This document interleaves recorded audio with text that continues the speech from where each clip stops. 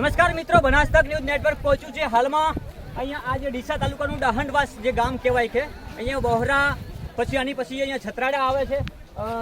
કહી શકાય કે હાલમાં જે દાંતીવાડા ડેમમાંથી પાણી છોડવામાં આવી રહ્યું છે એ 34,500થી વધારે ક્યુસેક પાણી છોડવામાં આવી રહ્યું છે। ઉપરવાસમાં વધુ વરસાદ હોવાથી 25,000 ક્યુસેક જેટલું પાણી દાંતીવાડા ડેમમાં આવી રહ્યું છે। આજે 11:30 વાગે 6 જેટલા દરવાજા ખોલવામાં આવ્યા છે। બનાસ નદી આપ જોઈ રહ્યા છો, અહીંયા લોકો પણ એનો આનંદ માણવા આવી રહ્યા છે। પણ લોકોને મારી અપીલ છે, બનાસકાંઠા ન્યૂઝ નેટવર્કની અપીલ છે કે આ નદી છે, નદી સાથે આપણે સેલ્ફી ફોટા પડાવવા એ આપણો શોખ છે, પરંતુ શોખ આપણો ભોગ ના લે એની પણ ચિંતા આપણે કરવાની છે। આપણા જીવનું જોખમ ના વધે તેના માટે આપણે તકેદારી રાખવી પડશે, કારણ કે અહીંયા આ નદી છે, નદીનું કોઈ નક્કી નહીં। ઉપરવાસમાં જો વધારે વરસાદ આવશે તો હજુ પણ વધુ પાણી છોડવાની શક્યતાઓ છે। અહીંયા હાલ અમે પહોંચ્યા છીએ બહારા વિસ્તારમાં, જે દાહનવાસ છે, દાહનાવાસ ગામ છે, ત્યાં નદીના પટમાં પહોંચ્યા છીએ। નદી ત્યાં પહોંચી છે અને જે રીતે દ્રશ્ય બતાવવાની કોશિશ કરીશ કે અહીંયા આ નદી પહોંચી રહી છે અને હાલમાં તમામ દ્રશ્યો બતાવવાની હું તમને કોશિશ કરીશ કે અહીંયા આ નદી હાલમાં દાહનાવાસ જ્યાં પહોંચી છે, ડીસા તાલુકાના 6 જેટલા દરવાજા દાંતીવાડા ડેમમાંથી ખોલવામાં આવ્યા છે અને તમામ જે પાણી છે 34,500થી વધારે ક્યુસેક જેટલું પાણી છોડવામાં આવી રહ્યું છે અને 25,000 ક્યુસેક જેટલું પાણી ઉપરવાસમાં વધુ વરસાદ હોવાથી આવી રહ્યું છે। અહીંયા હાજર તમામ જે મારા મિત્રો છે તેને બનાસકાંઠા ન્યૂઝ નેટવર્ક સતત અપીલ કરે છે કે આપણો ફોટો અને સેલ્ફી પાડવામાં આપણો જીવ ના જાય, તેનું જીવનું જોખમ ના બને, તેના માટે વહેલી તકે આ બનાસકાંઠા જે નદીનો પટ છે એ છોડવા વિનંતી કરી રહ્યો છું, કારણ કે આપણા માટે કોઈ જીવી રહ્યું છે એટલે આપણો ભોગ ના લેવાય તેના માટે અત્યારે હું એટલા માટે પહોંચ્યો છું બનાસ નદીમાં કે વારંવાર ખેડૂતોની જે રજૂઆત છે કે અમુક જગ્યાએ ચેકડેમ બનાવવા વિનંતી। હાલમાં મારી સાથે અમારા વિસ્તારના બનાસકાંઠાના ખેડૂત આગેવાન અમરાભાઈ પણ જોડાયા છે। અમરાભાઈ સાથે ચર્ચા કરશું। અમરાભાઈ, બનાસ નદીના 6 ડેમના દરવાજા ખોલવામાં આવ્યા છે, 34,000 ક્યુસેક જેટલું પાણી છોડવામાં આવી રહ્યું છે, પરંતુ આપણી માગણી હતી પહેલા પણ કે બનાસ નદી ઉપર ચેકડેમ બનાવવામાં આવે જેથી કરીને ભૂગર્ભ જળ જે આપણા ખતમ થઈ ચૂક્યા છે એ કઈ અંશે બચી શકે। શું કહેશો? ખરેખર આજે અમારો અલગ ઉત્સાહ છે। અમારું ભૂગર્ભ જળ ખતમ થઈ ગયેલું હતું, આજે ભગવાને અતિશય વરસાદને લીધે અમારો દાંતીવાડા ડેમ ભરાયો અને અત્યારે અમારા વિસ્તારની અંદર દાંતીવાડાના 6 દરવાજા ખોલ્યા છે, એટલે અમારો ઉત્સાહ અલગ છે। અમે સરકારશ્રીને કહેવા માંગીએ છીએ કે 2017માં પૂર આવ્યું હતું, એના પહેલાં 2015માં પણ પૂર આવ્યું હતું। આવી રીતે પાણી બનાસ નદીની અંદર વહેતું રહેશે, પણ અમારી માગણી છે કે 3 થી 4 જો ચેકડેમ બનાવવામાં આવેલા હોત તો અમારું ભૂગર્ભ જળ સચવોત। એટલે સરકારશ્રીને પણ કહેવા માંગીએ છીએ, આ મીડિયાના માધ્યમથી પણ કહેવા માંગીએ છીએ કે બનાસ નદી ઉપર 4 થી 5 જો ચેકડેમ બનાવવામાં આવે તો અમારું ભૂગર્ભ જળ સચવાય। એટલે મોદી સાહેબને પણ અમે મીડિયા દ્વારા કહેવા માંગીએ છીએ કે અમારી નોંધ લેજો, અમારા વિસ્તારની અંદર ચેકડેમ બનાવવા માટે બનાસ નદીની અંદર તાત્કાલિક આયોજન કરે એવી અમારી બનાસકાંઠાના ખેડૂતોની માગણી છે। જય જવાન। હવે આ વખતે તો લાગતું નથી કે ચેકડેમ બની શકે અમરાભાઈ, પરંતુ આવનારા સમયમાં ચેકડેમ બનાવે જેથી કરીને 2015 અને 17માં જે આપણું પાણી વહી ગયું છે રણમાં એ પાણી અટકે અને જે ભૂગર્ભમાં પાણી ઉતરે। કહી શકાય કે ભરત છે, ડીસા છે, છત્રડા છે, અહીંયા આગળ ઉંબરી છે, પછી ખારિયા છે, અલગ અલગ વિસ્તારમાં અલગ અલગ અંતરે ચેકડેમ બનાવવામાં આવે તો જો વધુ પડતું, ધારો કે અહીંયા 2 દરવાજા ખોલવામાં આવ્યા હતા, પરંતુ ઉપરવાસમાં વધારે વરસાદ થયો એટલે આજે 6 દરવાજા ખોલવામાં આવ્યા, કાલે 10 પણ ખોલવામાં આવી શકે છે વધુ વરસાદ હોય તો। પરંતુ આપણી માન્યતા, આપણી માંગણી એ છે કે પાણી વહી ના જાય, ખોટું વેડફાય નહીં અને ભૂગર્ભમાં ઉતરે તો આપણા જળ સંચય સાચવાઈ રહે। શું કહેશો? અમે સરકારશ્રીને ગઈ વખતે પણ આવેદનપત્ર આ જ સમયે આપેલું હતું, આ વખતે પણ અમે મીડિયા દ્વારા કીધેલું છે, આવેદનપત્ર પણ આપેલું છે કે અમારા વિસ્તારની અંદર બનાસ નદીની અંદર 4 થી 5 ચેકડેમ બનાવવામાં આવે તો ખૂબ મોટો ફાયદો થાય એમ છે।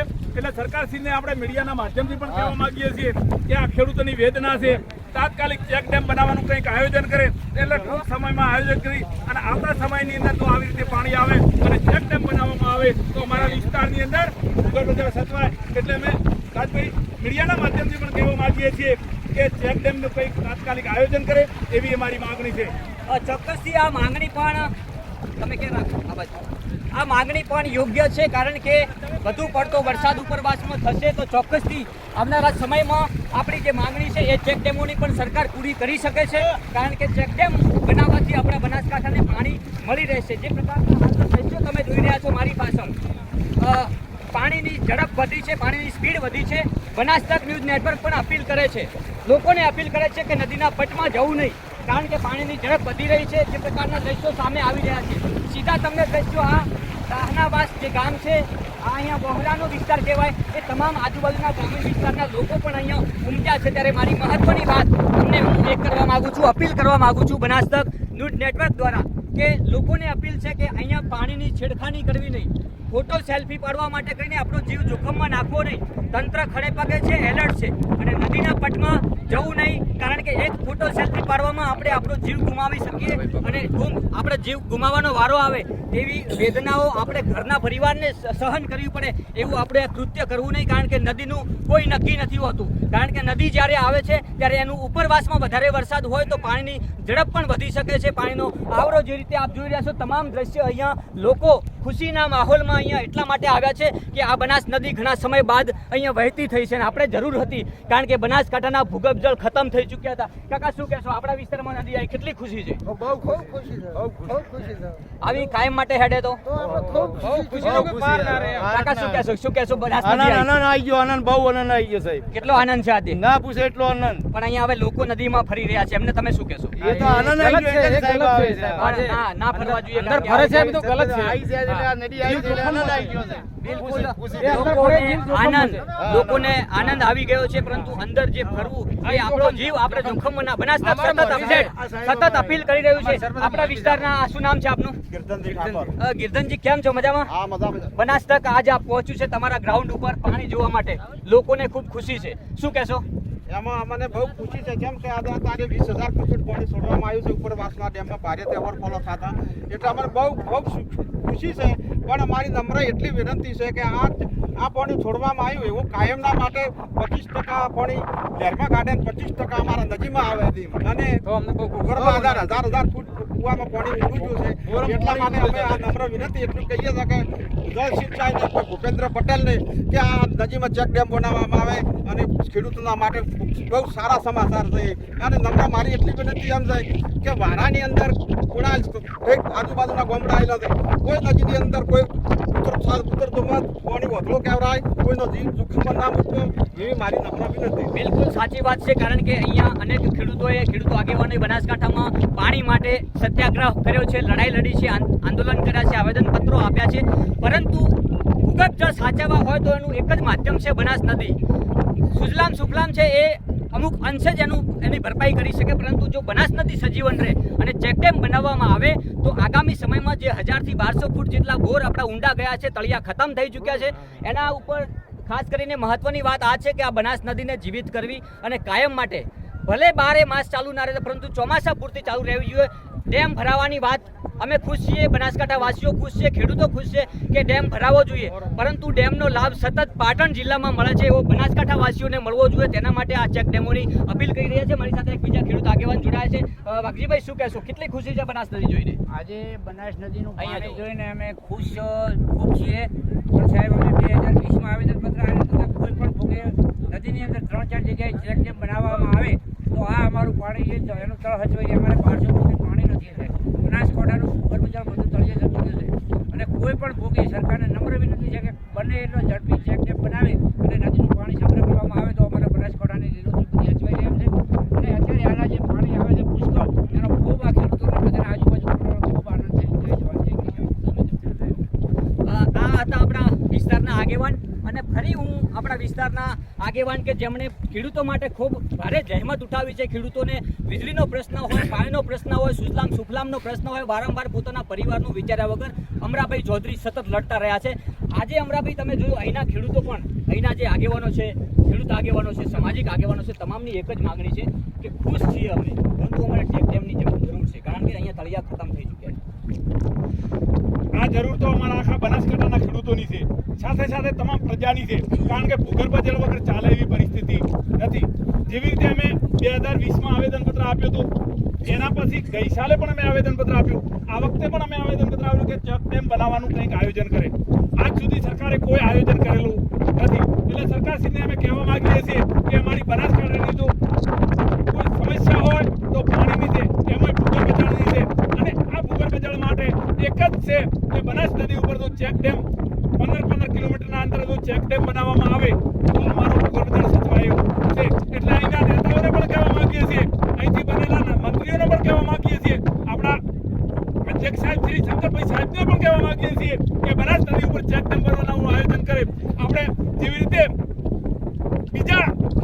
અંદર ચેક ડેમ બનાવવાનું ઘણું બધું આયોજન કર્યું છે. ઘણી બધી નદીઓ ઉપર ચેક ડેમ છે, પણ બનાસ નદી ઉપર ફક્ત ને ફક્ત દાંતીવાડા ડેમ છે અને એ પણ પાણી આપણા વિસ્તારને મળતું નથી.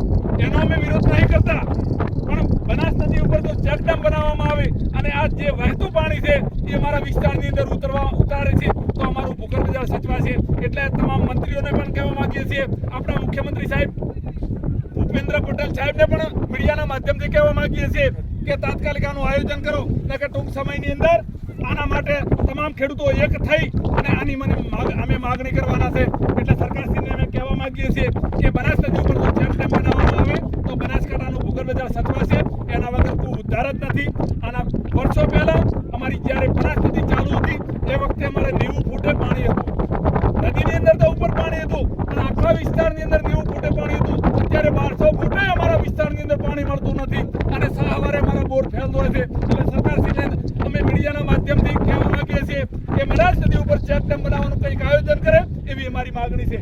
ચોક્કસથી અમરાભાઈ, જે પ્રકારના દ્રશ્યો આજે જોયા અહીંયા ડીસા તાલુકાના ગ્રામીણ વિસ્તારમાં અમે પહોંચ્યા છીએ નદીના પટમાં, અને વારંવાર અપીલ કરીએ છીએ કે નદીના પટમાં ઉતરવું નહીં, ફોટો સેલ્ફી માટે આપણો જીવ જોખમમાં નાખવો નહીં, કારણ કે આ પાણી છે, પાણીનું કોઈ નક્કી નથી હોતું. આપ જોઈ રહ્યા છો, મને પણ જીવ થાય છે પાણીમાં જવાનો, પરંતુ પાણીમાં એવી રીતે ના જવું કે આપણો જીવ જોખમમાં મુકાય. અહીંયા બનાસ નદી આવી છે એટલે હરખની હેલીએ બનાસકાંઠાના ખેડૂતો ચડ્યા છે, પરંતુ હરખની હેલી એવી પણ ના હોવી જોઈએ કે આપણો જીવ જોખમમાં મુકાય. સરકાર અપીલ કરી રહી છે, તંત્ર સજાગ છે અને મીડિયાના માધ્યમથી રાજ ગજ્જર, હું પોતે બનાસકાંઠા ન્યૂઝ નેટવર્કના એમડી તરીકે અપીલ કરું છું કે સતત પાણીનો આવરો ઉપરવાસમાંથી વધી રહ્યો છે, તો હજુ આનાથી પણ વિશેષ સ્પીડમાં પાણી આવી શકે છે. હાલમાં 34,500થી વધારે ક્યુસેક પાણી છોડવામાં આવી રહ્યું છે, સામે 25,000 ક્યુસેક જેટલું પાણીની આવક છે. એટલે કહી શકાય કે આગામી સમયમાં આવતીકાલે પરમ દિવસે પાણી હજુ પણ આવી શકે છે. એટલે તમામ આજુબાજુના નાગરિકોને, આગેવાનોને હું કહું છું કે તમારા ગામમાં તમે સાવચેતીના ભાગરૂપે પગલાં લેજો અને